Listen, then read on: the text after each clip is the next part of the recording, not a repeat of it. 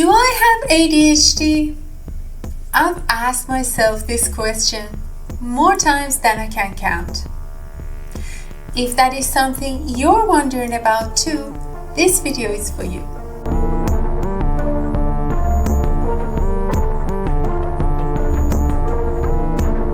Hi everyone, welcome to my channel. My name is Neda and today I want to share signs to look for and steps to take if you think ADHD might be a part of your life. If you're someone who has trouble focusing, staying still, or controlling your impulses, you might be dealing with ADHD or attention deficit hyperactivity disorder, which according to the National Institute of Mental Health is a brain-based condition. It's not just a case of being a little distracted. It can seriously impact a person's daily life, from school and work to relationships. There are 3 types of ADHD. First is inattentive type. This is all about difficulty paying attention, forgetting things, and getting distracted easily.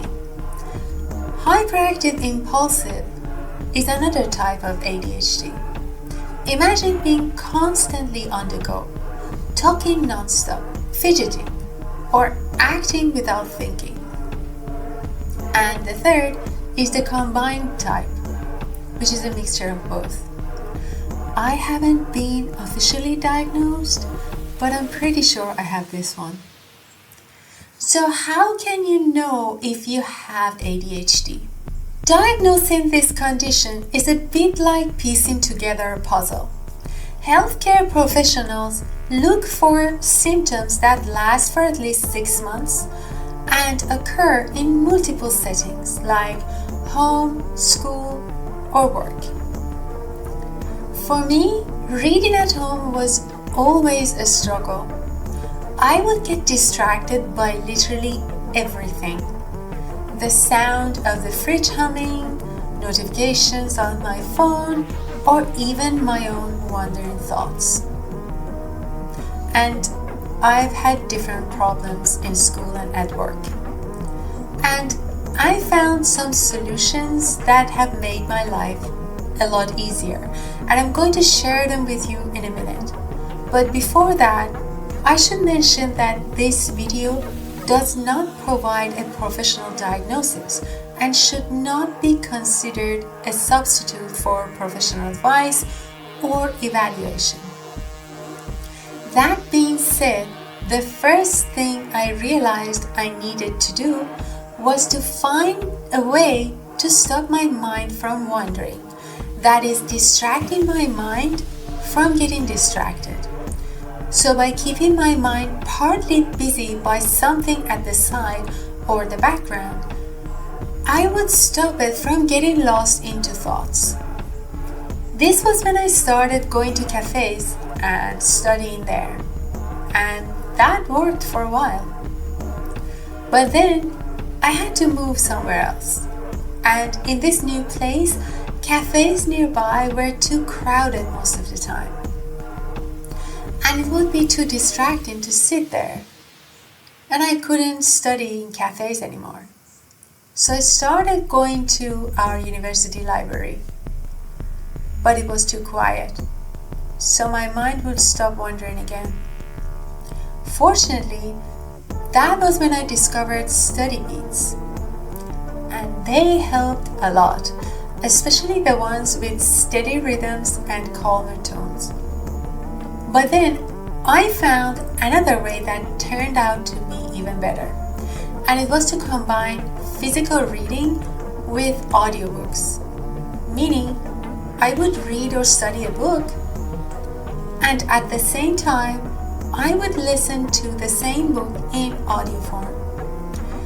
That would keep my brain almost fully engaged,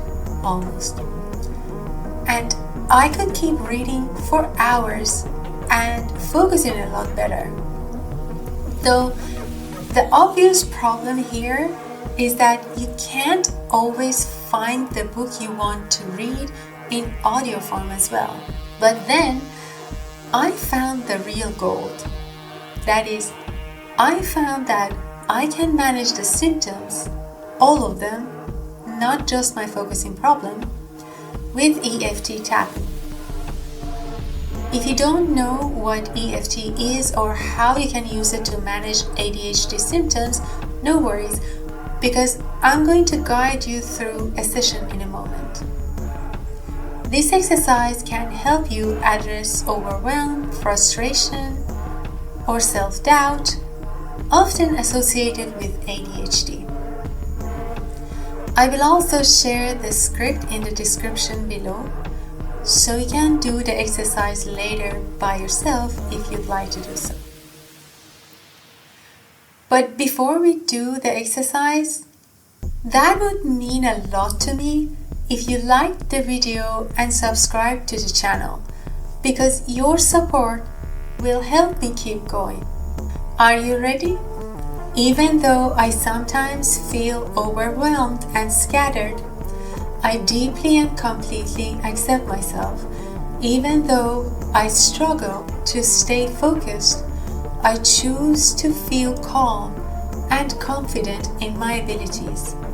Even though ADHD can feel frustrating, I honor my strength and commit to moving forward. Top of the head. I feel overwhelmed by my racing thoughts. Eyebrow. I get frustrated when I lose focus. Side of the eye. It feels like I can't keep up with everything. Under the eye. I often doubt my ability to stay organized. Under the nose. This lack of focus makes me feel stuck. Chin. I carry this frustration that impacts my day. Collarbone. But I choose to believe I can create positive change. Under the arm.